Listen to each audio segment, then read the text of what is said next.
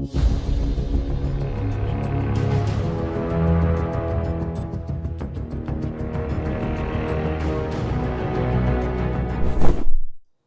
everyone and welcome back to the Longplay Club. This is part 2 of our definitive in-depth playthrough of Batman Arkham City. I'm your host Christian Buckley. As always, the Longplay Club has reassembled. Joining me to my right on the video version, Jack Martin. How are you? Hello, I'm doing well. Thanks for having me. Excited for another edition of this. Always nice to dip back into this game. So, nice to be here. Absolutely. And rounding out the Longplay Club, Omar Nakavi. How are you? Hey, great. It's good to be here. Thank you for having me. Of course. We are picking up with Batman Arkham City for our playthrough and deep dive discussion here on the Long Play Club. If you want to get caught up, Arkham Asylum is fully done. That is a 2-episode piece of media on Apple Podcasts, Spotify, youtube.com/joyclicks under the Long Play Club carousel, because I have each individual game we've tackled in its own playlist. So you can see everything there. You can see Metal Gear. You can see some FromSoft games. And now, of course, Batman Arkham. First game done. Second game, one part done. Today, we pick up with the open world, basically, where Arkham City becomes the city, the larger scope, and what makes it distinct from Arkham Asylum. So before we get into any of that, any thoughts diving back in this week? Omar, I know we left off Arkham City. You were given some hints of like maybe, just maybe, this one's great. Is that continuing? I had a little issue this week. Okay. I guess we'll get into that later. But I am still surprised at the sheer budget, I feel like, or like a production value step up from Asylum. Like, this game looks nice. It holds up so well in terms of the visual stuff. Like, I can't believe it's like almost, no, it's 11 years old? Yep. Yeah, it looks really good. I gotta send these some ultra wide pics, but it looks like crazy nice to me. I don't get it. Yeah. But yeah. Honestly, my main thought is kind of clouding my mind from like a minute ago, but I can't believe we played every single Metal Gear game still. Is that, you just mentioned that? I forgot we did that. Last year, too. Yeah, Yeah. That was relatively recently. That's crazy. We did that? How did we do that? I really don't know. How do we even coordinate that? I don't know. Okay. So the person who did coordinate it, I don't know. I don't know how that happened. But Awesome. That was a great time, though. I'll Yeah. tell you what. Absolutely. Well, you said every Metal Gear game, Omar. We played every Metal Gear Solid game. You know, there's still... Listen, I'll talk to the IGN guy in a second. We'll figure this out. Very nice. Jack, diving back into the game, overall experience, how's it been going? Really enjoying it. I agree with Omar in the fact that it's surprising how well it holds up. And like I said last week, if I want to jump in and just like do the challenge rooms or just like play the actual gameplay of the Arkham series, I jump into City and not Night, which is the newest game. Just because there are some changes that we can get into once we get into Night that I don't necessarily love, but I feel like everything's kind of perfected here. And even still, 11 years later, it still feels really great, especially that combat system, which we get a few more instances throughout this session. So, yeah, I'm still really enjoying it. I don't think anything really hindered my experience this session. So, yeah, it's been a great time. You keep saying Arkham Knight is the newest game, but that's only true for 2 more weeks, Jack. I guess. Is guess so. it? Is Gotham Knights isn't in the Arkham series? Oh, it's not. I don't know. No. I mean, what is this, the episode that comes out launch week, right? Because episode 1 of City is coming out on the 17th, and then this is coming out on the 24th. So actually, this will be out after the launch weekend, I think, of Gotham Knights, or the day before, because they changed things. Regardless, we've seen a lot of this game at this point. I'm sure people who are following along, people who like Arkham, are aware of it to some degree. Maybe they pre-ordered it. Maybe they're planning on picking it up. Before we continue, this is going to date the episode, and long play is usually evergreen, but I Are you guys planning on getting it? Because, like, love the Court of Owls. I love the Bat Family. But every time I look at that game, I'm like, I put 250 hours in Avengers. I feel like I did my time, you know? Like, Holy crap! Is that a real number? it is a real number. And it's consistent for Christian and myself. Yeah. Oh, let's go. 500 hours of joint Avengers experience right here. An extra Yeah. 30 if you count the beta, because I put 30 hours into the beta. Let's go. Add 2 about my beta time then, and then now we're cooking. Yeah. But I think I was excited for Gotham Knights for a while, but it was one of those games that just kept getting pushed back and pushed back. The more we saw it, the more I was like, I don't know, I feel like I've seen too much of this game. And the more they dive into it, the more it just kind of looks very average compared to the Arkham series. Mhm. So I don't think I'm going to get it at launch, but eventually I'll probably pick it up at some point when it's inevitably like $20 in 6 months or $30. But not at launch. And I'm glad we didn't coordinate this playthrough of the Arkham series to align with the release of Gotham Knights, because I think that would have been a very disappointing lead up to probably a very average game. I hope I'm wrong, but that's what it seems like. yeah, I agree. Because it's funny when I told Kevin we were doing this, because again, we did Metal Gear with him, right? And he was like, oh, so you're doing it to like go with Gotham Knights, right? I realized that. I thought that was so smart. And I was like, we're not really doing that, but it's probably going to help, but no. We had been talking about this, I feel like, since Metal Gear, right? Mhm. And then we just managed, I guess it all kind of we kind of got going on it. Yeah. I guess around the time we just pushed it, but Mhm. yeah. I mean- when this?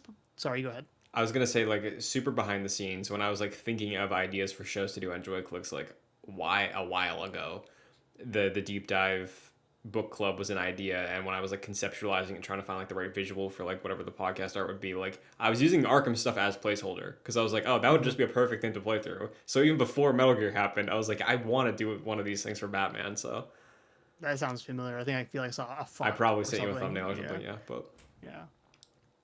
But yeah, so this podcast is going up like and we were saying like Monday, 24th. 17th, 24th. Okay. Yeah. Well, looking at my email, that is past the Gotham Knights embargo, and I can tell you right now, I've been playing that game, and it's actually really quite good.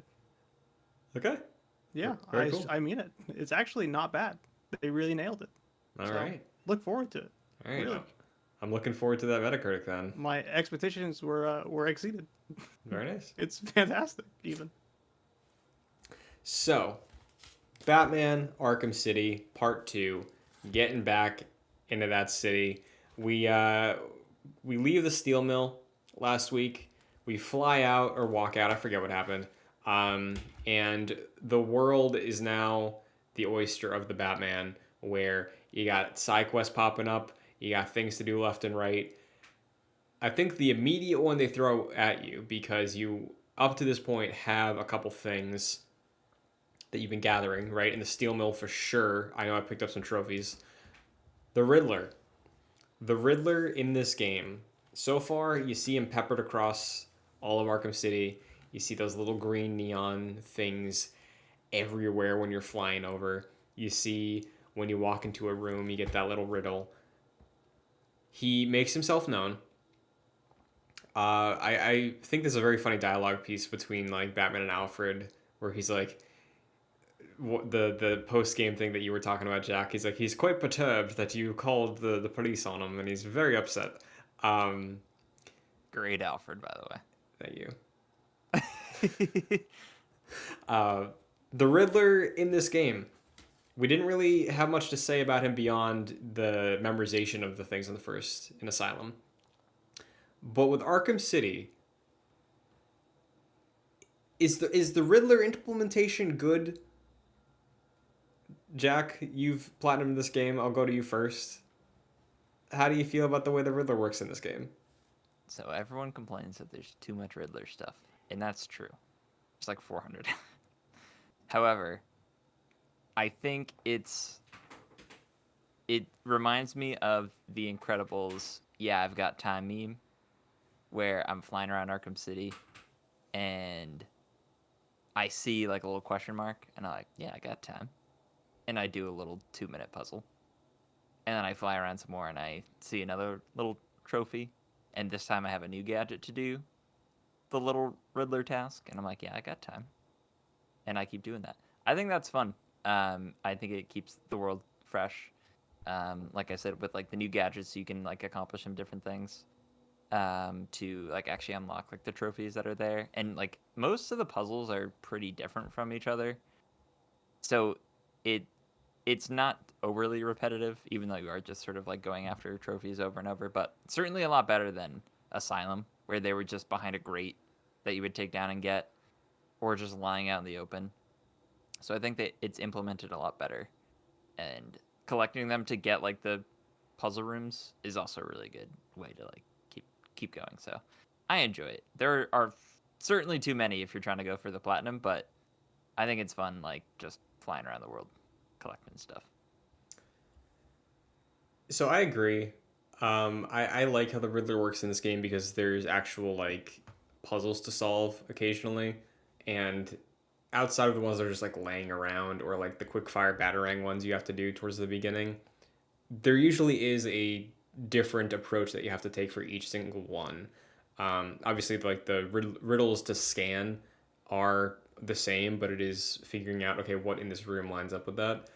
But something that's always stood out to me, and I'm curious to hear how you two feel about this, but I remember when Spider-Man came out, like Marvel's Spider-Man, Insomniac Spider-Man, they made a big deal of like there's a daytime segment and there's a nighttime segment. It's not continuous because we wanted to make sure it's like why would Spider-Man do this thing when he's trying to get to Mary Jane, right? And then like if 3 days go by, that's a disconnect. Something I've always appreciated about Arkham City, again, because it does take place in one night, and specifically the stakes they implement for all these side quests are like, for the most part, they all build to funnel into some of them, at least, the reason and operation behind Arkham City, and you get a bit of insight into the seediness of it. But with Riddler, it's like, why would I do these stupid fucking puzzles? Like, I got 5 hostages, Batman, and they're gonna die if you don't do this. And like what you said, Jack, as you're going over the city, it's like, oh, easy, on my way, I can do this. Um, and personally, I feel like every single side quest has that sort of layer of implementation to it well, where innocent people will die if Batman doesn't do something for it. So I've always felt they're very well contextualized in the open world and the pacing of everything, even though it's like literally Gotham's going to be poisoned by Joker blood if you don't do this. But it's like, well, these other people will die too, so you got to do something about it.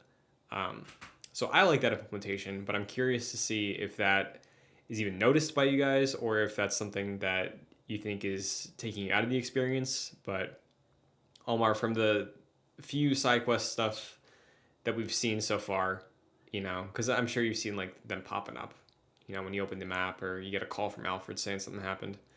Or like the telephone's ringing and like Zaz is on or something. Yeah. No. Are you drawn to them? Like, have you been like curious to check them out as you go? Yes, I have been. I think they do that thing where it does seem like it's stuff that seems like it's within reason for Batman to do it in the night, which is cool. I don't do the Riddler stuff because I know the number of riddles, and it paralyzes me. Like I can't. It's the same thing as seeing like an Assassin's Creed map and just seeing too many icons. I just know not to mess with it. I don't know, but yeah, I still need to do more side quests. To be honest, all I've done so far is really talk to Bane, but that's cool. Yeah. Jack, how do you feel about the implementation? Of the side quests or just Riddler stuff? The side quest as a whole, because the Riddler one, it seems like we're on the same page. But are there any other ones that stood out to you as we get into the open world that are favorites of yours, or you feel like are in line with the urgency and contextualization that we've been talking about? Yeah, I do like how they implement the side quests in terms of you're getting like bite-sized pieces of them at a time. Like you can't just do a side quest all at once. So it's the same thing where you're flying around the map and like if you want to go do that Riddler trophy, you can do that. Or for me, I saw some guy on a roof and I talked to him and he was shot by Deadshot, and I started the Deadshot quest. Or like there was like a dead body and I was doing like the and someone reported that like Bruce Wayne was going around murdering people, so I was doing that quest line, and it's just like drips and drabs here and there, which I really appreciate. Same with Zaz, like you'll hear a phone call and you'll go do that. So it's nice that everything is manageable, where you just do a few things here and there while you're doing the story. So I appreciate how they worked that system into the game. Yeah, just to talk about one of those as well, right? The Bruce Wayne has been murdering people one. I think the introduction of that is so funny, right? Because you get this call from, I think it's like you tap into a Tiger security helicopter, and they're like, somebody's been found without a face in an alleyway, and you go investigate it. Batman's being like, "Oh man, the body's still warm. This is something else." And I think it was either the Tiger Guards or like Alfred is like, "Oh, it's probably just like a threat, like a gang violence thing." But you scan it, and then you track down this political prisoner, maybe. I don't know who it was. It might have just been a normal prisoner. Um, and they say like, "Yeah, Bruce Wayne, face bruised, cut up. Man must have like became unhinged and just tore this dude's face off." Uh, it's so weird and it's so fun, right? Because earlier in this game we introduced with Bruce Wayne, and it's Bruce Wayne being this like smarmy politician guy, and it's like, okay, so I guess that's how he wants Gotham to see him. But then the side quest happens, and just that little nugget of like, something's up with his image, you know? Like, people just have all these assumptions about Bruce Wayne, especially as you're gliding over the city, which is very fun. But yeah, that's always been a favorite of mine. Just that side quest, because it is more in line with the Arkham Asylum investigation stuff, where it's like, yeah, point at the thing and then hold the thing and then follow the thing. But I don't remember that there's much of that in this game beyond the side quests. Like, outside of, we did the bullet scan for Catwoman, but I think that's the first time and only time we've done it in the main story. So Yeah, I think Deadshot's quest has that sort of lining up, but aside from that, I can't think of much. So I did one side quest this week that I thought was stupid, okay, let's hear it. and I think you guys did it last week. But the little AR missions you have to do to get the dive, the double tap A whatever thing. What do they call that? The grapnel The boost. grapnel boost. Yeah, the grapnel boost is like. So I was doing these four like vaguely like Superman 64 ring stuff. Yeah. Like, which is crazy to me. Like, how did it? I feel like, all right, why are you doing that? But it's easy. It's not a big deal. And then I just kept thinking, why am I doing this? Well, I knew that I was doing it for the grapnel, but the in context reason for why Batman was doing it was so stupid. I thought, where like he does it all, and then like he calls Alfred, being like, Alfred, I think I need that grapnel gun, and Alfred's like, Lucius said it's a prototype only, sir. He's like, nah, I need it. And then the game feels so much better when you have it. Like, I just don't know why you don't have it from the start like that. Yeah. Imagine missing that the whole game. Yeah. Like, it'd the be game like, doesn't tell you to do that. yeah, it's crazy. What is it? Sorry, you go ahead. The only thing I can maybe think of, because again, think of one of the big conversations we had with Arkham Asylum, right? It's this very approachable game, makes you feel like a badass. It's like, it's Batman. Yeah, it's a lot of walking. It's very straightforward combat. Kratos' wife put handprints everywhere, so like it's like you don't even wonder where you have to go. Maybe they were like, okay, I know like gliding is in this game now, and like diving, it's a lot to take in. We're not gonna pressure you too much with having a boost also, and having to be good at that. I guess. I'm with you. I think it's weird that it's not just there out the gate, or even like an upgrade you could do in the Wayne Tech stuff. Because there's some legit upgrades you get out of that Wayne Tech thing that like help, you know, like the knife combat takedown, which I got later this episode. Like, that thing's incredible. But Can I tell you, it's been 11 years. I don't know how to do that. the knife takedown, I kind of know how to do it, but I never do it.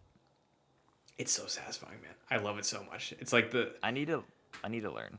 so if you unlock it, which I recommend after doing your ballistics and stuff like that for the armor, it's so easy because like they so clearly telegraph the knife stabs. You just have to like the typical thing is you hold circle and then pull back and then you just dodge all of them. So you have to continue holding back the whole time. But rather than holding circle when the knife slashes happen, you hold circle to initiate it. First slash, release. When they prep the second one, press it back down again. Slash, release. When they do the third one, repeat. And then you just instantly kill them. And then you hope that somebody else in that crowd picks up that knife again. And then you can do it again Right. and again. So. Okay. I'll have to learn that. Mm-hmm. Honestly, my tactic is just I never counter. I just vault over everyone and just keep punching people. Yeah. That beatdown thing, So fun. so fun. Was that in Asylum or no? That's new, right? I think it was, Or- but it was nowhere near as It's comical. cool now. Yeah. Yeah. Okay. Yeah. Yeah. God, Batman just wails on those guys. The punches are so satisfying. I love that Really also when you're like racking those combos up or if you're in big rooms, the higher your free flow gets, like they kind of like zoom out a little more with the camera and Batman's just this little tiny dude like Yeah. going everywhere. No, the camera is really interesting. I feel like they always like think about like how to like move it up a little bit, or like depending on the room you're in, they kind of try and like do stuff with it, Mm-hmm. which I think is neat. Yeah. I know some people aren't fans of the typical view. I think there was like a thread recently talking about like third person stuff. And Resident Evil 4 came up in that thread. Like the very big Batman taking up most of the screen. Mm-hmm. See, I think that's cool. Yeah, I do too.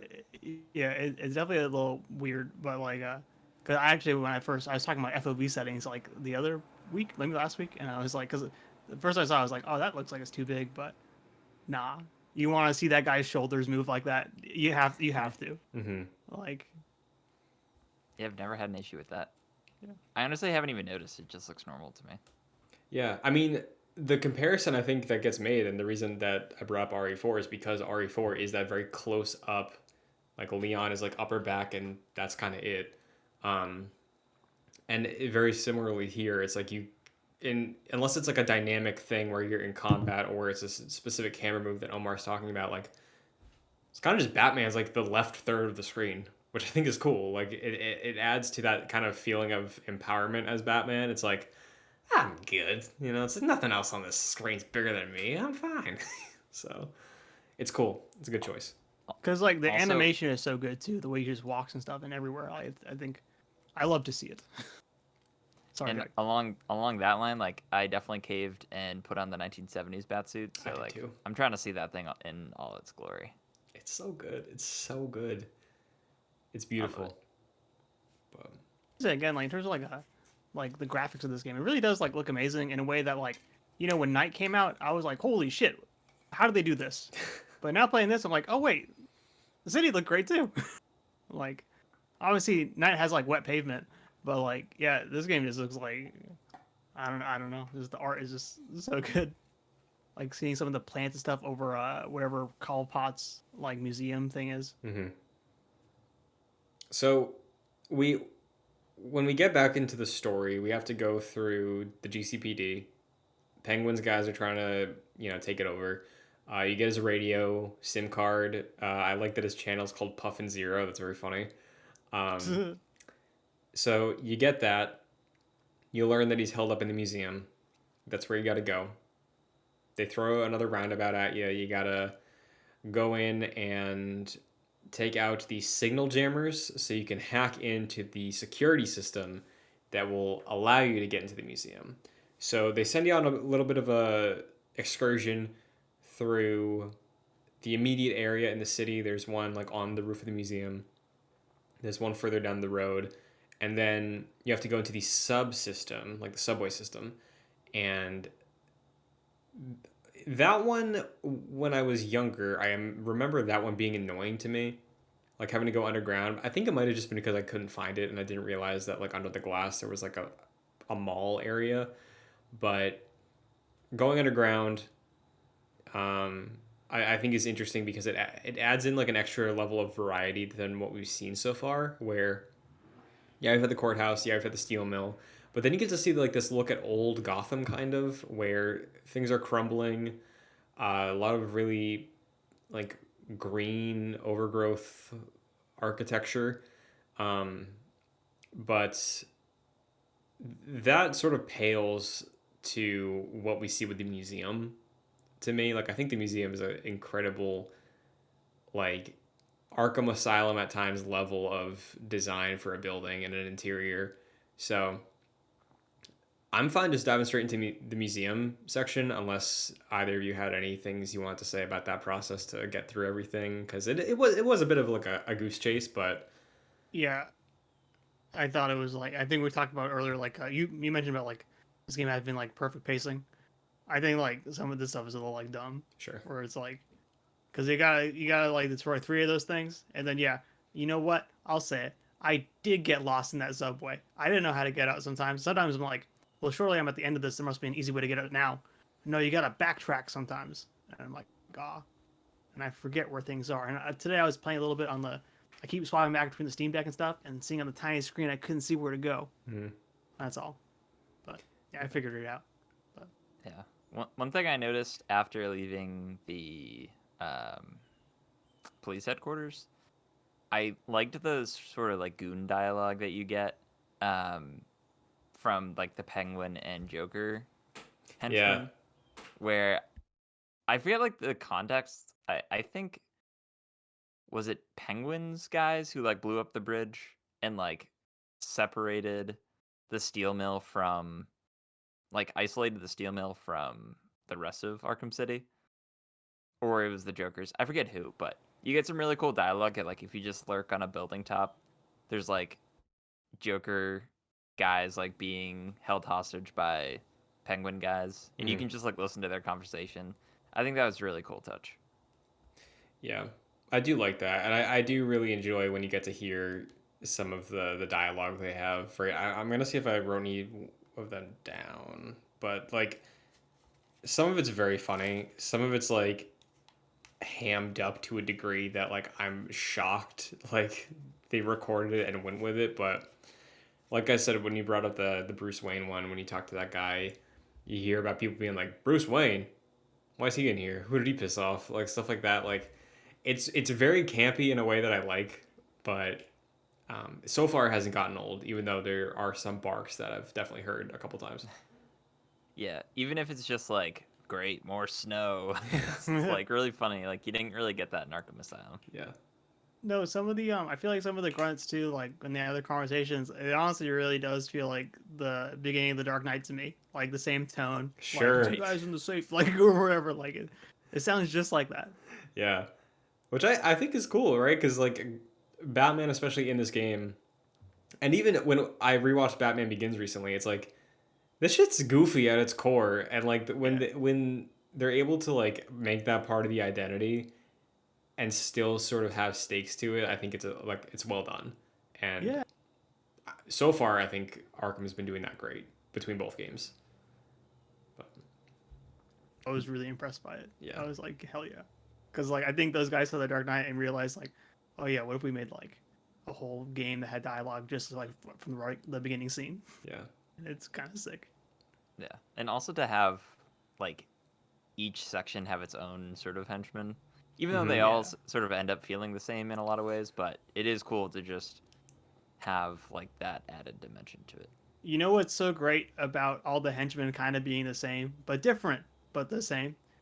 The cops have the same kind of character models too, which I didn't notice in Arkham Asylum, but wow, they're like the same kind of goons, but working for the government. What do you think Yeah. that means? Makes you think. It does make me think. Well, that's funny too because I remember when speaking of Gotham Knights, we had a conversation with Kevin once, like when they were talking about like, yeah, there's like different factions that you can fight, and I was like, well, what if like the cops hate Batman? What if the cops are just a faction in a video game, which like they probably won't do, but It's GTA, right? it is, yeah. Yeah. But yeah, that's very funny that you point that out. One other thing I wanted to ask because we've dealt with this twice now before we opened the doors to the museum to like explore the museum. First game, CSI mode, like crime scene investigation, little trails to follow. In this one, we have like proximity meters sometimes. Now, Omar, I'll throw this one to you because I remember pretty much every building that I have to go in this game, and I imagine Jack is the same. But following these like the temperature one to find Mr. Freeze, and now the static one for the radio towers, like, do you? I think they probably did that because they were like, oh, people said we just like pointed exactly where to go in the first game. Yeah. But do you think that's a good solution or what? Yeah, no, I think it's amazing. Actually, I was thinking about that a lot during this playthrough because I don't know what was the first game that do this. Obviously, I think we had games do this before, but at some point it became popularized in the last 10 years. But it's that the open world game without the mini map, just the bar or whatever they call it in the top. Was it I Witcher? know, like what The Witcher did that. The one did it? I know Assassin's Creed does it now. Yeah, I Or, think Assassin's Creed did it because Witcher did it, but something might have done it before Witcher. No, you're so right. Skyrim? Well, this is It before was Witcher. it was Skyrim. It was Skyrim. But was this before Skyrim and Skyrim? Fallout had the top bar. This was a month before Skyrim, right? Yes. Oh, but Fallout had it. Okay. Yeah, I think that came from like Fallout 3, Yeah. which didn't have a mini map and had like those icons, and you could see like locations you were approaching and like your quests and stuff, just all on that bar. Yeah, I adore that because I hate playing an open world game and I staring at the minimap the whole time. I try to avoid it, and I think it's cool because especially when you have the objectives like the heat stuff, it really gives you time to really look at the environment and what they built, which I think is awesome because it feels even like a solution to like the damn like you're just in detective mode the whole time because in detective mode they disable the heat stuff, you know, so it's cool. I think it's really neat. Nice. Yeah. I remember thinking it was very cool at the time. Yeah. And even now, like, I would have avoided a mistake I made where I forgot there were 3 signal towers, so I went to do the first one, then I went straight to the subway, and I wasn't looking at the meter at all, and I was like, why is this gate locked?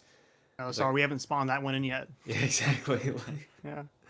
but nice. Yeah, yeah. I think that's a nice implementation, and again, still feels in line with what we've seen so far out of the series with Batman doing his little investigative work. But Did Arkham that one didn't have a mini map, did it? no, it had the map Okay, it was with the touchpad. okay map, but did it also have a bar like this too, or something with the waypoints? I don't think so.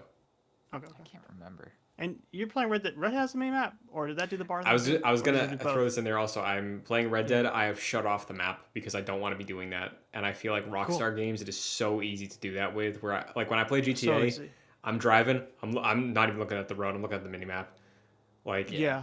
it's just so easy to do. So when I was like, okay, Red Dead immersive playthrough, I'm probably gonna forget where I'm going a lot of the time, but like I don't care. I don't want to be looking at this thing. So good choice Make here. me want to play that game. Yeah, man, play it. And when we're doing a long play for that, That will be the longest of long plays. maybe Red Dead 1 then. But No, that game needs a remake. My coworker recently never has heard talking about video games before, but like the other day we were just telling someone like, yeah, Red Dead 2. That's the only game that made me cry, and I was like, fuck yeah, dude. That game's so good. hell yeah. You never, because like I always get surprised because that game is so weird and it's a cowboy thing, but it's also kind of mainstream. You're surprised that people just played it. I'm like, whoa. Yeah, I don't it's know. I feel like that one game sold more copies than the God of War franchise has. So like I Yeah. completely forget that sometimes, no, right. But the museum, Penguin's base of operation. We break that door down, and then we start being able to use the cryptographic sequencer, which was the cool little thing from the first game. This time though, it's like fun because they're like fun little word things. It's not like you're trying to associate the wavelengths, and like it's very easy to do. But I think they're cute. Like you go to the museum one, and it was like dinosaur or something, and then It was fossil, yeah, I think. Yeah, or like Jurassic or something like that. Yeah. yeah. Which, by the way, do you guys get scared when that T-Rex was like, ah? It did. It I got did, me. Yeah, it got me. Yeah. It's been a while since I replayed it, and I was like, Yeah, about that. it's scary. When I saw that happen, I was like, "Oh, is this Scarecrow shit again?" But is it? No, this is animatronic, right? Yeah. I can't remember. Okay. Imagine if it went full blown like Crash Bandicoot mode and you had to like run down a hallway away from a Dude, because T-Rex. it'd be Crash Bandicoot mode, but it'd also be referencing Arkham Asylum. Yeah, Killer Croc. It'd be so cool. But how do we feel about the museum? Because the museum is basically just, 3 wings. You got to go back and forth a little bit. But, like, genuinely, I really look at it the way that we looked at some of the interiors in Arkham Asylum, where it feels like larger than any of them to me, but it still has that, like, really unique, self-contained design and art direction to it the way that a lot of those other wings of Arkham did. And the steel mill, we talked about already as being a really great interior, but that's kind of all like one note. This is a museum, so they have a lot of room to like flex those things. And they really typically just do it with references to things like Penguin's little exhibits that he does. But as far as the interior goes and working our way through the interior, were there any highlights for either of you, like from an exhibit or one of the rooms we had to work through that really, hit you the way any of the rooms or buildings did in Asylum? The shark. Love the shark. It's so funny. I think that's so silly. I When think you it's can so beat funny it that down, like too. Yeah, that's so Arkham funny. City. Yeah. The what's that? When you beat down the shark. Oh yeah. That's Yeah. so good. It's like If you die from that, you'll get. They give you like a reference to the '60s Batman, where it's like make sure you keep your shark repellent on you at all times. that's so good. I never knew that. That's amazing. Yeah. Oh my It's god. it's just so silly to me that Arkham City is a prison, but like Penguin still has this shark tank in the museum and all that. Like it's so funny to me. Yeah. How did he get that there? Like, was it just living like Last of Us style? Like, all these animals are still here. It's like people just said, And- fuck it. Yeah, and they make very like little reference to it. Batman's just like, "Yep, there's a shark in here." Yeah. Okay, it's funny. That's so good. I love that there's a reference in there to the Adam West stuff, too. That's so funny. But Yeah, and also just traversing that is fun, like getting on one of the platforms and using your grapple hook to sort of pull yourself to different platforms. That's fun. I love that, but I don't like slow walking on ice. No, sure. Okay. Yeah. I also love, we talked about, some of the changes to the shortcuts in the first episode, but here, like what Jack just mentioned with using the grapnel to like pull yourself on the raft, Yeah. the quick fire with the triangle thing, I do that all the time for picking up Riddler trophies whenever I see one that's just like sitting there that I don't have to interact with. Or even if I do a little puzzle and then the grate opens, I don't even walk up to it, I just do the boop. And it's just so funny because he's like, I want it. It's like just a very quick animation. It's very fun. it's satisfying. For sure. That room reminds me of honestly like a Zelda dungeon. I feel like Sure. the Yeah. whole like setup is Yeah. weird, right? Like it's kind of a lot of like kind of backtracking around the area, and then obviously the ice and even the raft puzzle kind of feels like one too. But I don't know. Yeah, that's nuts because you're 100% right. And there's even an item in this dungeon that we need to fight the boss. Dude, it's so true. That's wild. I never You looked have at to it go that back. way. That's super Yeah. cool. But one of the things that I thought was cool about this area is also we have a really big combat encounter. I think this is the largest one we've had so far. It's when we first face off against Penguin, and he throws probably like 20 something dudes at you, right? And then a Titan, and then another 50. But this is another instance, I think, where the combat really shows how strong it's an improvement over Asylum. So, from the characters, throwing obstacles or picking up weapons or doing sort of different techniques. But, yeah, are we comfortable with the combat at this point, you think? Feels pretty solid. Do we like universally the improvements that they made? Oh yeah, I think fighting 50 dudes in Asylum feels like way worse than this. You feel the length in Asylum when it happens, but in this it's like when you get 50 guys, you can kind of blow through it just the same. So Yeah. I appreciated that. feels like you're very much on a track in Arkham Asylum, whereas this, like, you're much more like free to do kind of whatever you want, and it feels a lot more fluid. And the it's like the upgrade where I think it's like free flow focus maybe, where like once you get to 12 and you haven't used like your special takedown, like the bar will turn red. So like time slows down like slightly and you have more time to react and you move faster. That's when it feels really good. Like I almost never use special takedowns unless I need to because I just like being in that like particular mode. Um, it feels fantastic. I forgot that was an upgrade. So next session, that's the first thing I'm buying when I get one because I was waiting for that to happen because I was like, is it like 25? Is it what number is it? Because I got one of those sequences, my combo up to like 58, and I was like, it didn't happen. Is that only a night thing? But yeah, it's I'm glad to hear that I was just being stupid and forgot about it. Not that it's not here because, like you, I do think. Again, I've only played night once, but City's combat is like perfect. The feel of it is amazing. It's so good. We don't want to get too deep into it, but like, is there a reason like the night combat like is less fun for you guys before? Like, do you remember anything from the top of your head?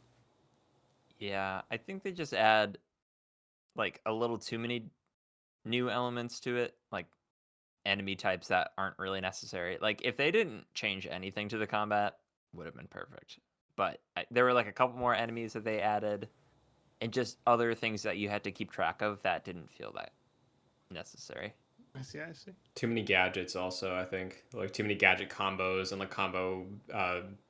You know how you like spend your chain on Yeah, something. yeah. Oh, There yeah. was like so many different variations of that, and like environmental takedowns also. Like they kind of just like threw too many things in there.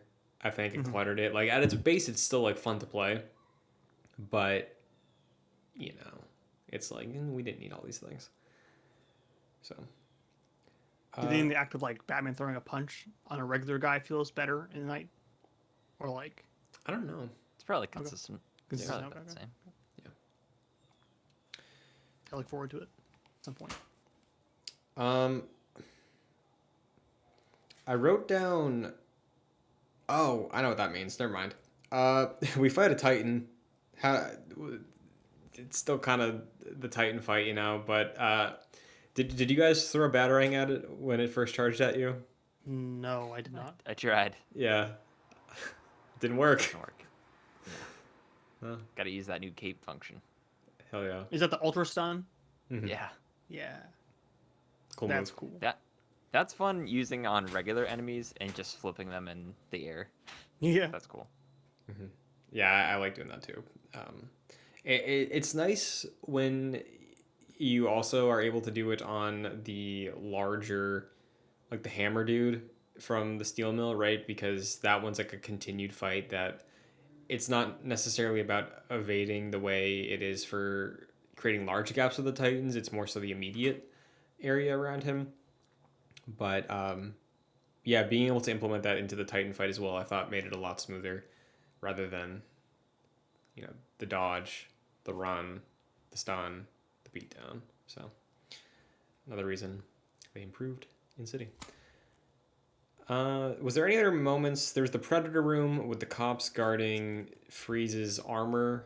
They throw in the night vision goggles that were introduced, I believe, late game in Asylum. Uh, Again, I still enjoy the Predator rooms, but I think they found like a good groove to fall in with this game where they throw elements at you earlier that make it a bit more challenging, right? Where didn't bring this up before, but the underground one, if you do a silent takedown on those, people will see the gargoyles and immediately start like shooting them down. So you can't keep relying on them. But any other improvements or growth from the Predator Rim haters for this playthrough? I'll say that I think they're drastically improved. Like the Predator system's drastically improved when you go into like the Riddler challenge rooms, and like they make you to like get the 3 medals. you have to like take down enemies in specific ways. I think that's really fun, and it changes up the way.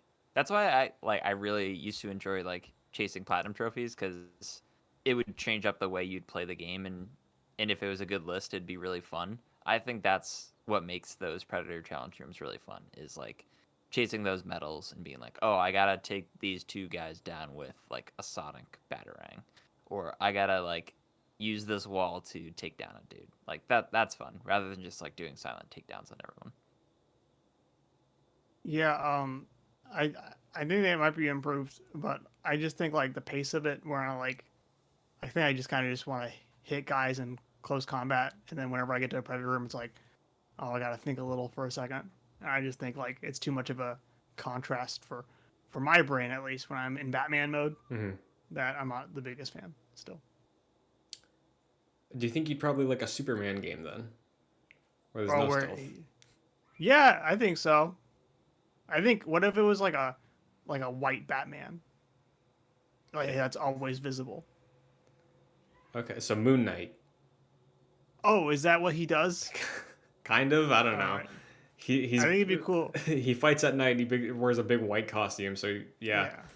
Or like a game that's like centered around the last act of The Dark Knight Rises, where it's Batman in snow the whole time. No stealth. He's just gonna fuck you up. You want Batman in daylight only. Yeah. I wonder if there's a mod to make Arkham City just completely in daylight. I wonder as well. I feel like they might not be able to because maybe some of the shadows are like baked in. Probably. Yeah. But I wonder. Yeah, I was trying to think. I saw a so mod weird. where they put Batman and Spider-Man the other day. Have you seen Really? that? I haven't. It's really funny. He's just like swinging in New York City too. It's like I'm watching a Nolan movie. It's awesome. Nice. Very cool. There's not much else really with the freeze thing, or not the penguin thing, besides the lead up to freeze, where he's kind of looming over this entire thing. I don't know about you guys. I accidentally walked into the penguin room before I remembered I had to go get freeze. I did that too. He shot me with this freeze gun. He's like, you can't do anything about this. And Batman was like, well, I should probably talk to the guy that made the gun. I was like, right. It's another room. They like, to me, I got a little confused here because I didn't like end up going to that freeze room until I had to after I talked to Penguin basically. But like, cause on the map I think you have like signals for like the cops that are being held hostage or whatever. So you go to the room there, and then I think once I was back, then I guess went to the Penguin room first, and then I realized, oh, okay. I get like when Batman was like, I guess I should talk to Freeze. He was acting like I know where he is, and I was just confused. But then yeah, I found him. So we make our way over there, and we have another combat room, and I think this, like design wise, not necessarily the encounter, might be my favorite room in the game so far, because it's a smaller exhibit room. There's like a backstage area behind where you meet Mr. Freeze, but this is like, it feels like his trophy room, right? Because I don't think there's a cabinet for Batman here. I found it funny. There's a cabinet for Bruce Wayne in like the foyer area, and then I think beneath the T-Rex is the case for Batman.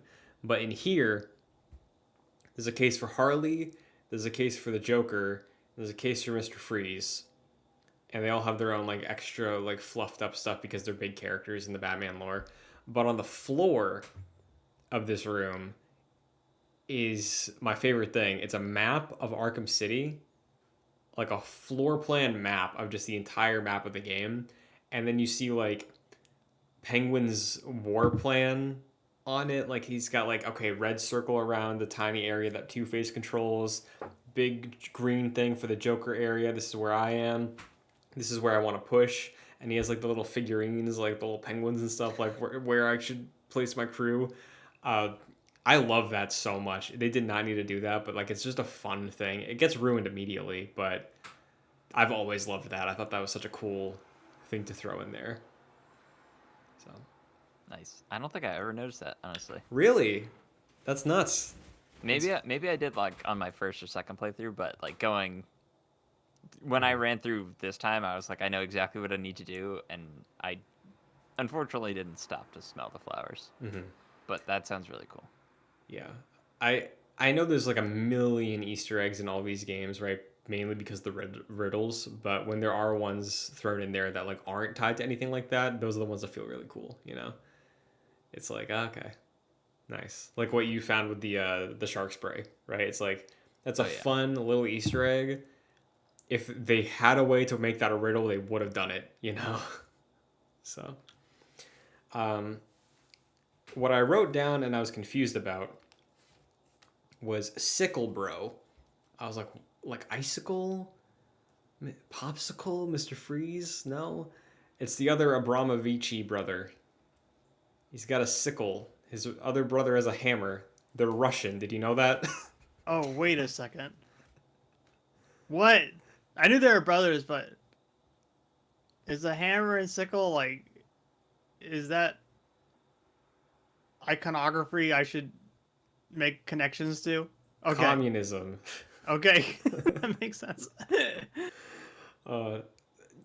This is like the silliest thing in this game. I think it's just they got two brothers that were like surgery, like were born like together. They got like surgery so they could each like be on their own. And then one is a hammer, one is a sickle. They're Russian.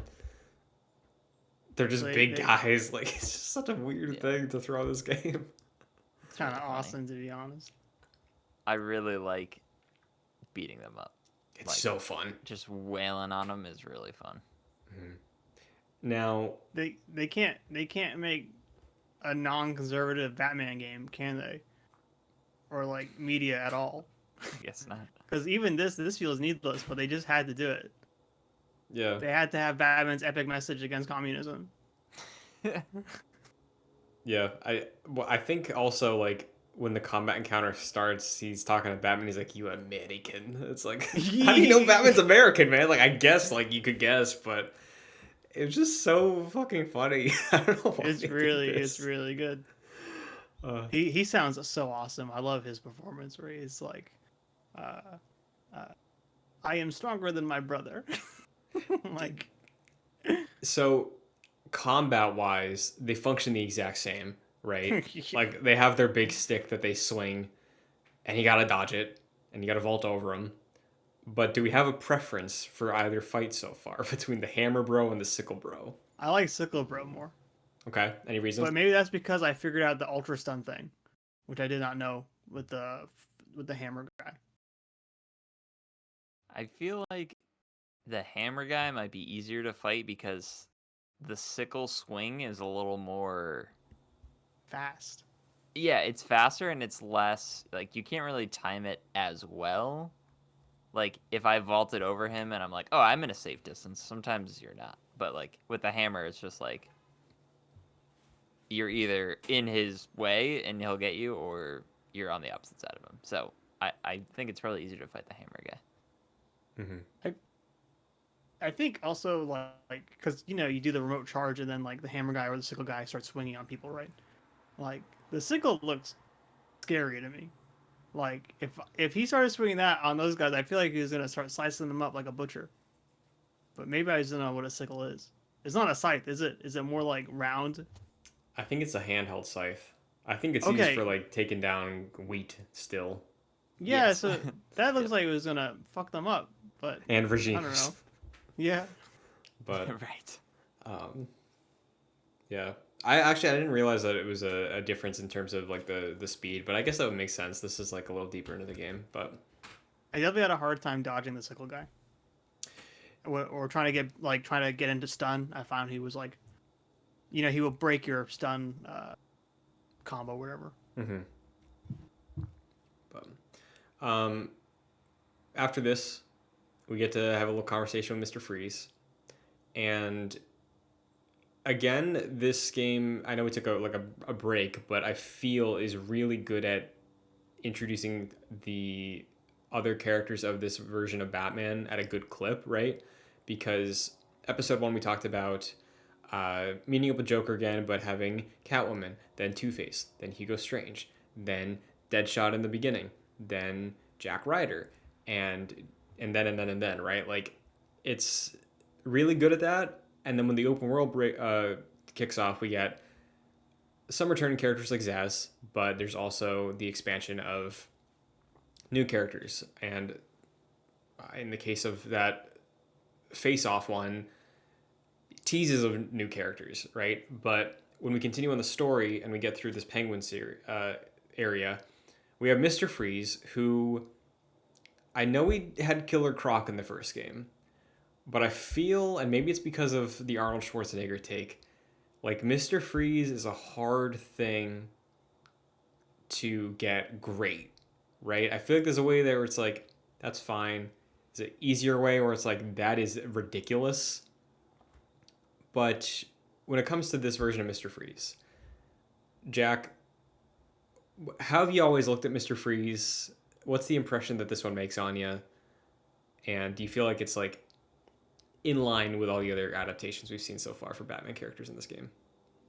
Oh yeah, I feel like it fits quite nicely. I like the direction of his voice. He has like a very sharp voice to him, and like you can tell he's a big old scientist, real smart guy. But no, I do like the voice acting. I feel really bad for Mr. Freeze in this game. Batman's so mean to him in this sequence. Like he's ripping like the whatever ice thing out of his chest. He's like threatening his wife. And it's like, dude, what are you doing? Where is this coming from, Batman? I didn't like that. Omar, it looks like No. you agree with that. No, I totally agree. I was like taking it back. He was such an asshole. Like he kept like talking beforehand, like, yeah, don't worry, Alfred, I'm just gonna talk to Freeze and figure this out. And then he gets to Freeze, and he's like, fuck you. I hate your wife. She's gonna die now. Yeah. Like, it's crazy. And he does the same thing when he talks to Bane in that side quest too, where he just acts like, we're not friends. Like, I don't get it. Just, you need help. Just ask for it nicely. Come on, man. Yeah, It's pretty tough. there was something that I think Freeze said of like, oh, this was like how everything was gonna work out. I'm set up, I'm secure, and then the most sass I've heard of Kevin Conroy as Batman, he's like, how'd that work out for you? And he's like on the ground like dying with like his chest open. He's like, it definitely struck me too. I was like, damn, that's intense. And I mean, he is dying. Batman's dying at this point in time in the story, but Yeah. definitely surprising. Like definitely wild. No time for politeness. None at all. I mean, Omar, when you look at Mr. Freeze, right, and I don't know how many other like Mr. Freeze things that you've like looked into in the Batman greater catalog, but what kind of villain does he land as for you? Like cheesy, campy, goofy, cool? Well, I know him from this game, so I think he's cool. But Nice. I know him from this game, and then I also know him from that Arnold Schwarzenegger movie. Yeah. So like, So I cool. really, yeah. So ice cold. Yeah. But yeah. So I thought he was really stupid for a long time. Mm-hmm. I think he's cool here. I'm He's conflicted. pretty sympathetic in like the comics and especially in the animated series and like the sort of TV movie that he's in. I know he's like a in wife that guy. run. And I Yeah, find he's that a wife guy. relatable. Like, Oh, yeah, yeah. like I'm like, He's yeah, a wife all right, guy. makes sense. Yeah, I really appreciate how he's implemented in this game so far, right? Because the only, I don't want to say like sympathetic villain, but like only villain that's like Batman's not looking to just lock them up immediately is Catwoman, right? And I from this dialogue, even though it is a little hostile, I think like you see maybe it's in the performance that like this Batman like understands that Mr. Freeze is like just dedicated and like hyper focused on this one specific thing, and it is like for like the benefit of another. It's kind of selfish, and I don't know the body count of murders that this Mr. Freeze has done. Sometimes like he doesn't, sometimes he does, but I think it's really cool that he's thrown in here as like an uneasy ally kind of like we're not friends, similar to Bane, but in this one it's like an active team up like within the story. So I think it's neat. I wish they would do that more. I think so too. It's cool.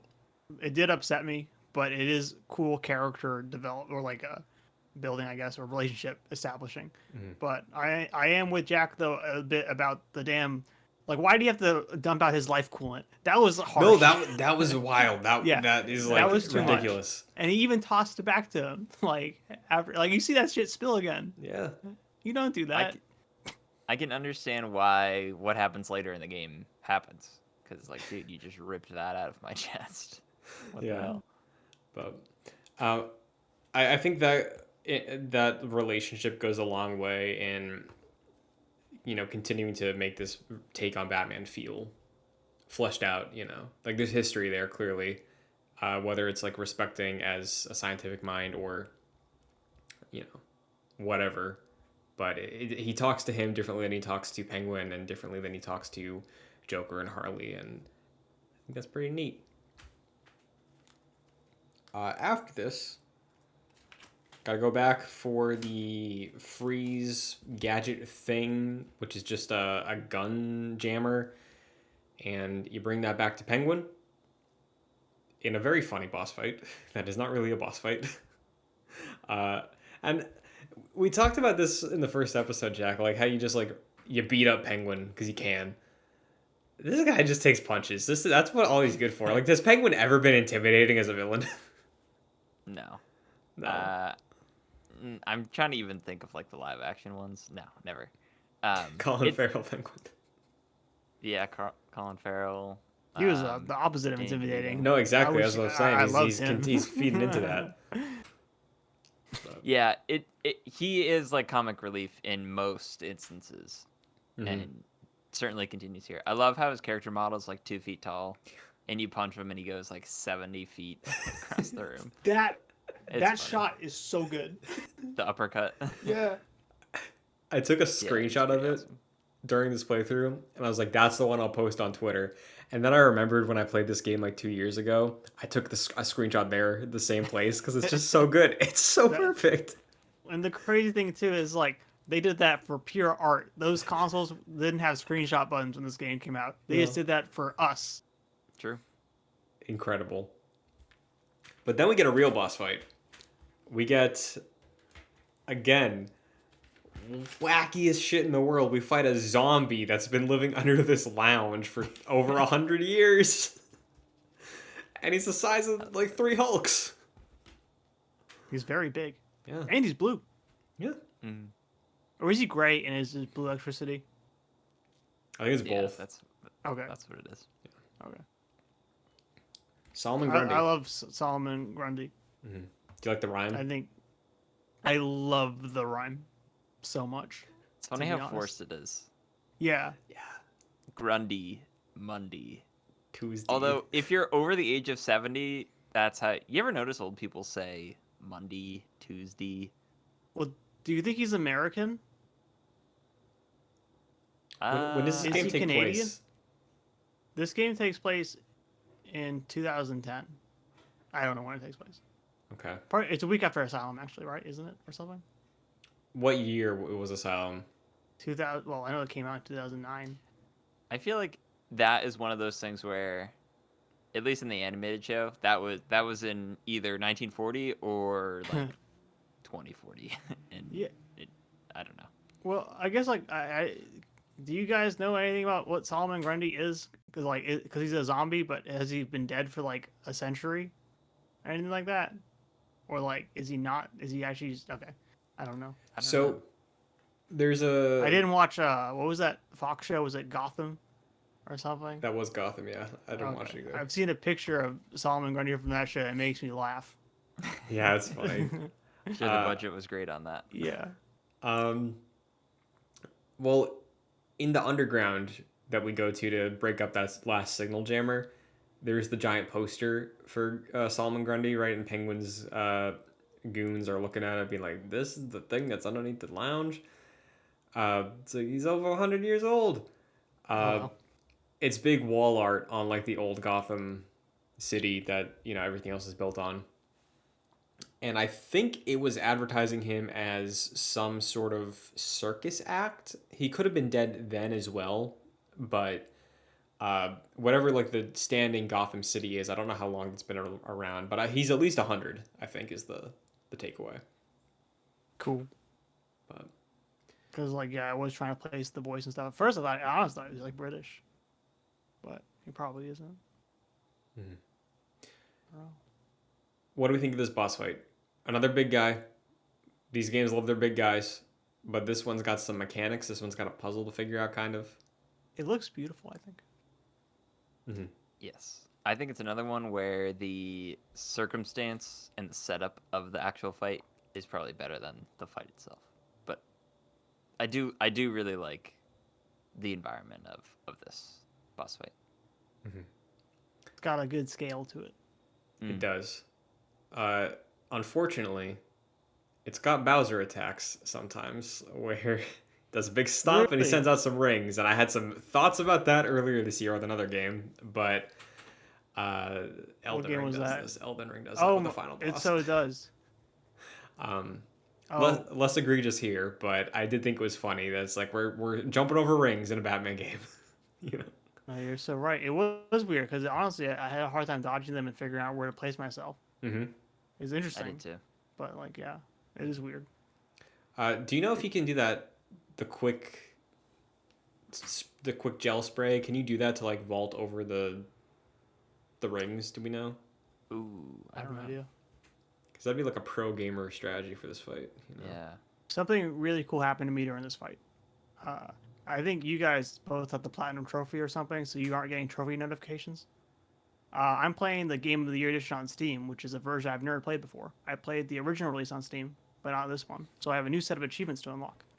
And so you beat Solomon, you nuke him like twice, right? And then it seems like he might be dead. And I got an achievement on Steam, being like Wrecking Ball or whatever. And I was like, okay, I guess he died. But then he didn't, and there was a third part of the fight. But I thought that was so cool that they gave me an achievement, like thinking like, oh my god, I just killed him. Because you get achievements when you kill bosses, right? So it really surprised me when he was still alive. I thought he was so dead. That's Wow. very cool. Do you think that is another element of them doing some Kojima bullshit? I really think it is. I think they mess with people, dude. I think so. That's Because very again, cool. the shark and the dinosaur thing were like definitely like Scarecrow adjacent. I feel like. They got red Yeah. eyes. Or the dinosaur did, at least. Yeah. Jack, how did you fare in this fight? You know, again, do you remember the mechanics going back to this one? Because I feel like I usually forget. I remembered it this time, but I usually forget how this works. I remembered doing like having to do the gel, like the quick spray gel on the vents. I don't think I love like the mechanics of this one as much as I remembered. I remember really enjoying this boss fight, and I think it was because of the context and the set piece of it. I think the set piece is really cool, Mhm. but actually doing it and like having to avoid all of the attacks in here is not the most fun. I don't like the ring attacks like you were mentioning. I really don't know how to dodge those very well. Even though I'm like trying to leap over them, I'm still getting hit here and there. Because not like Batman can't jump. He just barrel rolls or whatever. Like right. Like Dark Souls. Yeah. Mm-hmm. No, is it iframes then? I don't know, man. I don't know. It's worth looking Oh my into God. though. But yeah, that fight, it's cool. It's again a very distinct art style that we haven't seen in the game so far, where it's like this old like Tesla coils, dungeony looking thing, a lot of steam and smoke. And then he sends out like weird rat things. I don't know. I didn't even like bother with those. I was just like, that's fine. Just Yeah. let me take the damage.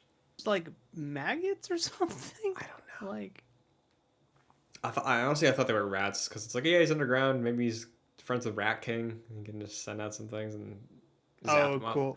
Wow, this really is like a Dark Souls boss then. Maybe, yeah. Yeah. Something go I ahead. forget. You just ripped the heart out of Solomon Grundy. Yeah. I didn't realize that. Another Forgot great about camera that. angle. That was a very good one. Batman's really mean. Yeah. He is.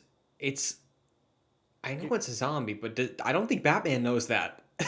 No, has I he don't fought think so. zombies before? No, he probably knows exactly what the deal is. He's all that, he does his research and stuff. But still, I feel like if Batman didn't have that code, he would be like the worst person ever if he isn't already. I don't know. But That's a good question to think on. Really brutal. I think so. Yeah, Chew on that. they made an entire graphic novel about that. It's called The Killing Joke. Oh, shit. Have you read that? I have. That's like the one I've read. Yeah, that's like a half-hour read. It's pretty breezy, but Yeah, it was good for my elementary reading level. I'll tell you that. it did irreparable damage to this character, I think. But Oh yeah. I think so. But yeah, he straight up kills him. How many people has Arkham Batman killed so far? Do we know? Because I remember we had this conversation recently about like the whole "I don't have to save you" thing, absolutely killing that man. But Like, he snaps necks like crazy. Like he doesn't snap them, but like again, those guys, they say like they're unconscious, but if Batman did what he did in real life, I think someone's gonna die of a concussion at least. Like, I think he's got quite a high murder count. I think so. I Penguin's like when dead. Yes. Oh yeah, Penguin. that size of a body took like he fell like 100 times his height. Like that's not good. You can walk it off, waddle it off. But what were you saying, Jack? Oh, when you like do takedowns on people on ledges that are above you, I like the Spider-Man thing where they don't fall to the floor; they just have like the grapple automatically attached to them to the building, so they don't like collapse to their death. I think that's funny. Okay, I'm still here. That is cool. I think too, like, Spider-Man did that too, right? With the whole like webs thing. Yeah, I think that's neat. But I think it's weird too when Batman like lets go of control in combat. Like we talked about, like how you can stun the Russian brothers, and then they'll just start hitting the goons for you, or the Titans in the last game. I think it's crazy that he can let go of control like that and just hope and assume everything will be okay to those guys. That's a good point too. Because like they look like, because that guy does not care about murdering or not murdering. Like a hammer guy will kill people accidentally. Sickle guy will too, I think. So I think it is that same "I don't have to save you" thing. It's sick. All I'm saying, maybe think about that, everybody. You love all these games. The next time you watch that Ben Affleck Batman, consider it. Keep it in the back of your mind. Maybe it's okay. Maybe I can deal with it. Does it acknowledge it more directly, the Affleck stuff? No, it's like he like runs over a car and the car blows up, and there's maybe people in it, but like it's like he could have avoided them. It's like it's fine. Cool. But the museum wraps up with us exiting back to the foyer, meeting Mr. Freeze all suited up, which I thought was just kind of funny. Like walking back out there and he's just standing there and he's got his robot voice now. Like I laughed a little bit. That adds so much to his character to me, because it's weird seeing him first in this game when he doesn't have that suit, and I'm like, oh, this is an interesting performance. That I'm like, oh wait, there it is. There's the Freeze I know. Yeah, and then they just have a little bit of banter back and forth about like how Batman's gonna die, and Freeze is like, LMAO, good luck. He's like, I tricked you. The element doesn't exist. Sorry. Thanks for the suit, Batman. And then it's a very good conversation. Yeah. Then the ninja shows up, and then who looks like a Mortal Kombat 9 character, right? Yeah, exactly. Nailed it. Okay. It looks like one of the Blade sisters, Yeah, Melina. Sure. Jade. Sure. I don't know. But that tees up the next element of this game, which is Ra's al Ghul, and that's where we left off. But thinking about that, the next stretch of this game, everything we've seen so far, the next element is the League of Assassins, the League of Shadows. This man named Ra's al Ghul, who we were aware of from Liam Neeson, Ra's al Ghul. That's what I know. Yeah. I mean, I'm assuming when we played this game initially, we had seen Batman Begins before playing this, right? All of us? Oh, yeah. Mm-hmm. Yes. I think so. That was like a 6-year window. I imagine you saw Batman Begins in the first 6 years. No, I totally did, but I think like also like I wasn't rewatching them like a yearly in that way, and I think like the interpretations and the name stuff is so different. Sure. In my mind, that I kind of didn't like put it together. Like, honestly, I'm still kind of confused about the fact that this is the same character as, because like I don't think the Dark Knight one has like a Lazarus pit, or no, there is one. I'm sorry, but it's not like a green pool. I Right. don't know. But So and I didn't even know about the Lazarus Pit from the Dark Knight Rises before this game because that wasn't out yet. But yeah, I guess like we've seen Killer Croc, we've seen a zombie immediately before this, we've seen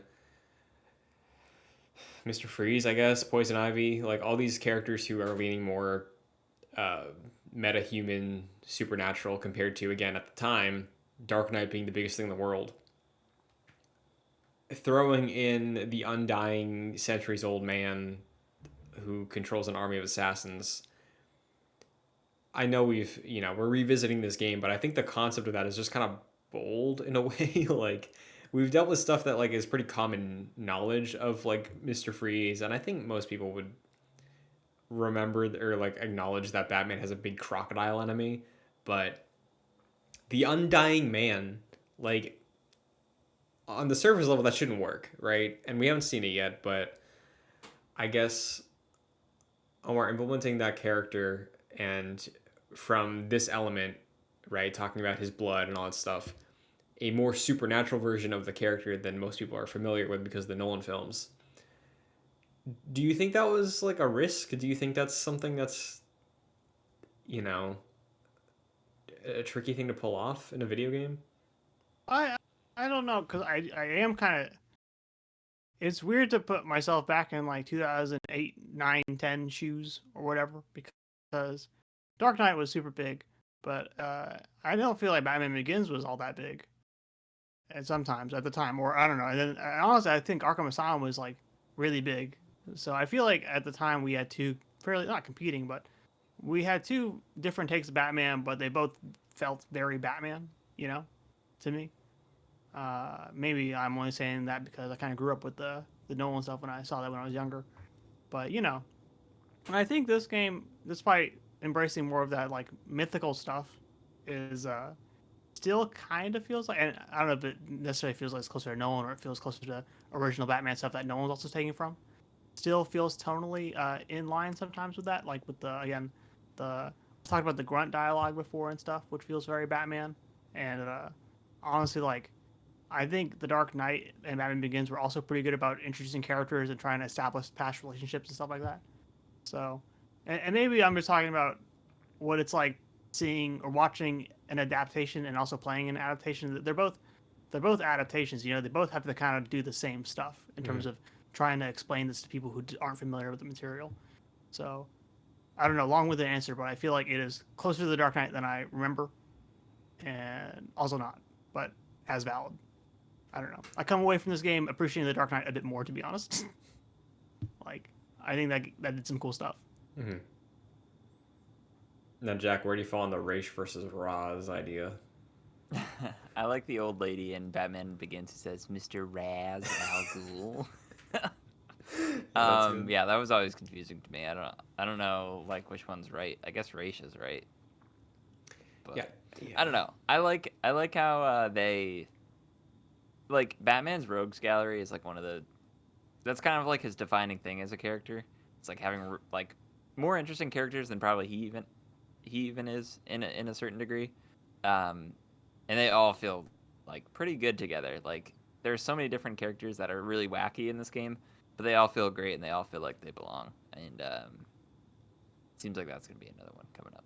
I saw Christian Bale Amsterdam interview the other day, and he was going over some of his career stuff, and apparently he was saying like, yeah, me and Chris Nolan were always trying to keep it in check that Batman would never be less interesting than the villains. And then when I saw Heath Ledger on set, where Christian Bale was on, he was like, I think we have a problem, Mr. Nolan. That's what he said. That's great. Because to be honest, I think Batman villains are stupid. Like they're really dumb. Yeah. And I think Batman's still the most interesting, to be honest. Other than, well, I kind of like the Joker because he's so crazy. But like all the backstory stuff and learning about the motivations, I just think it's silly and it's fun. But like, I see why. Like, yeah, you kind of see the seams more in terms of adapting these characters into a more serious thing that show up in like the Dark Knight Rises or whatever. Like, these are hard characters to adapt or like take seriously. I feel like. Mm-hmm. Is there a standout for you so far, Omar, amongst the villains that they've introduced in the two The new games. villains? No, within the two oh. games, or just like any character who's like at least been a bit more interesting to you. Because I agree, like I would say for me, I view them as like goofy Mhm. and like pretty silly, but like diving into what they are and like what their function is, aside from just being like something for Batman to solve, um, I think is where things get interesting. But is there any portrayal in, I guess mainly Arkham City that we've seen so far that stands out to you that's not just like, yeah, this is fucking dumb? Well, I think I'll get to the villain part, but I think this game makes an excellent case for Batman being the most interesting Batman character still, because like he's obviously the story, he's crazy and rich, but like seeing that tone stuff with like Freeze earlier, Mm-hmm. just him switching up like that, I think kind of shows how crazy that guy is. Like, and I think that's really cool. Um, in terms of the villains that have left an impression on me, again, I will say I think the Bane interpretation here is kind of neat, but I haven't seen too much of that. Just that one initial cutscene. I think that's neat. And then I'm impressed with Freeze. I think he's cool too. And then I'm also really impressed with. We haven't seen too much of him yet, but again, the old fake Joker gag is so good. I'm still kind of high on that. Mm-hmm. But otherwise, the villains to me feel pretty much like even if they might be good, they might just feel like caricatures here because they're trying to introduce this to all the people. Like I think Two Face was like especially bad to me. Yeah. That was really ham-fisted and didn't need to be here. I feel like. Um, have you looked into the side quest with Zaz at all? Because I remember you mentioned Zaz earlier. Like No, the I just got phones. that call though. I can do that. When that phone was ringing, I was like, oh wow, this is like the Dark Knight when the Joker puts that bomb in that guy's stomach. Yeah. Gnarly. Jack, do you like the characterization they get into with Zaz at all? Because it is optional, and I think that for what Omar's talking about, Zaz feels a bit more grounded and like this is just straight up a serial killer. So like progressing his side quests, do you feel that like the tone they go for works for you or what? Yes, I really like it.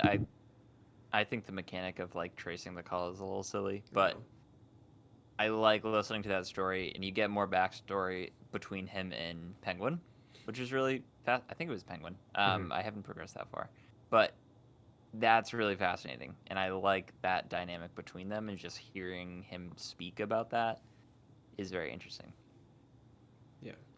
So I think it might be a case of getting into some of the side quest stuff because I do think the Riddler one is like it's Riddler, it's stupid, but like funny, stupid.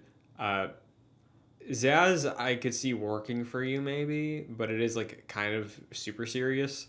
Uh, but there's a host of other villain side quests that I really think shine. So Yeah. specifically that face off one. If you get a chance, go for that dead body in the alleyway. Okay. I'll try and find it then. Okay, I'm sorry I didn't get a chance to do it this week, but it's all good. I'll give it a shot. But yeah, and I don't have like a problem with like goofy villains. I think it's like fun, but Oh, for like sure, yeah. I just think it's like uh I guess I just think it's silly as well. I'm not like as invested in some of those guys that I thought I might have been. Yeah. I suppose.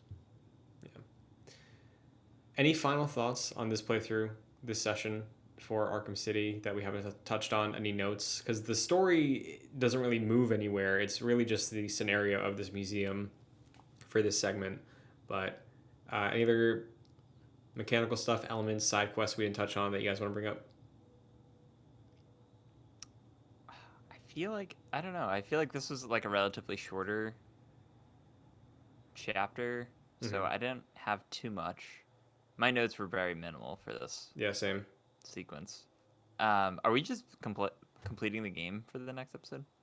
That's the plan because I was basing this off of the IGN guide, and the IGN guide broke it down for the everything we covered in the first week, which was basically the intro to Joker's steel mill when Batman gets poisoned. This week was running through the museum, and then the next couple pieces. There's like I think this was like 4 chapters on the guide, and then the next one is 5, which is kicking off with tracking down Raish, and then that kind of just leads into the finale. So unless you guys want to just cut off next episode at the freeze boss, and then do No, the let's just episode. beat it. Yeah, I think that's best. Okay, so we'll have 4 episodes, maybe 5. I'm cool with that. No, I think we're just doing the 4 because this is episode 2, and then Okay, wait. Episode 3, we're gonna cut off at the freeze boss. no, because Oh. the end of the game is kind of like one last gauntlet after the freeze fight. So I feel like it'd be I weird to see. just isolate that to its own thing Nope. Makes sense. for the sake of That's cool with me. momentum. I have to say We something, could do guys. we could do a Harley episode. Yeah, I'm cool with that. Mm-hmm. I really like the Nolan trilogy. I have to be honest. I don't want to sound crazy, but there are some great movies, and I think with the exception of, I think Two-Face, and I think probably Talia from The Dark Knight Rises, I think he nailed the villains to me. I think they're all awesome. I think that Tom Hardy Bane is really cool, because he's like scary. He's like just a terrorist. Like obviously Joker is too, but like I don't know. Something about Bane just fucking with Wall Street is so cool. Like Rises. I I have to revisit. appreciate it's all goofy there too, but it's goofy in a different way. Do you know what I mean? Sure, Like I think what Arkham does well, and the reason I like the tone of the Arkham series so much, is that it's goofy in like its rules and it's like its laws for existence, I guess. And in the Nolan movies, it's just kind of goofy because of like some of the scenario and the dialogue and like the circumstances. Where I still feel like if you threw Mr. Freeze or Poison Ivy in the Nolan movies, they just would not work. However you adapt them, unless you just make them terrorists or serial killers, which and that's so cool though. is a choice. But I do think that Have is you different seen- from the goofiness that I think is present in this adaptation, where they do work as the characters they are. So I'm with you. I think there is like value to both adaptations, but Yeah. mhm. Because I think also like when you play a game like this, which is and you know it is an adaptation, you do lose some of that characterization because it's like it's very much in your face about establishing these characters to new people. Mhm. That I just think is kind of tough. Sure. But I don't know. I think you're right. Ra's al Ghul is definitely kind of goofy in just a Liam Neeson way in the first one. Mhm. But So, well, pretty immediately, we'll see how Ra's al Ghul is goofy in this game compared to Raz. But until then, thank you for this discussion. Where can everybody find you? Jack, I'll start with you. Sure, you can find me on Twitter at Fascinated Jack. Christian and I have a Marvel's Avengers / Marvel Entertainment podcast called Excelsior.